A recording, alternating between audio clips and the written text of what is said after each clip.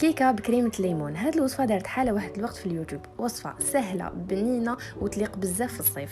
اول حاجه نحتاجو لزوج حبات تاع البيض يكونوا بحراره الغرفه، نحطوا عليهم نص كاس تاع سكر ونطلعوهم بالباتور، وحنايا نضربوا ما نحبسوش، نضيفوا نص كاس تاع زيت ونص كاس تاع الحليب.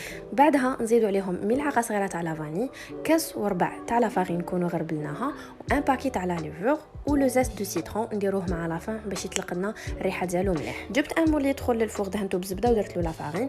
القيس ديالو نخليه لكم مكتوب تحت لا فيديو. حطيت الكيكات ديالي ودخلتها طيب على 180 درجه حتى ولات لي بهذا اللون. بعد ما بردت لي الكيكات ديالي شربتها بالشربات، نخلي لكم الوصفه مكتوبه تحت لا فيديو. ودرت لها من الفوق شانتيي، طلعت كاس تاع شانتيي بنص كاس تاع حليب بارد، زويتها مليح بلا سباتول، وحطيت فوقها لا كريم وسيترون اللي كنت شاركتها معكم من قبل. للتزيين نحيت 2 مغارف كبار تاع لا كريم وسيترون، ضفت عليهم مغرفه صغيره تاع كاكاو، درت بها خطوط افقيا، وبالكيردون درت خطوط متعاكسه عموديا، دخلتها تبرد مليح وقطعتها.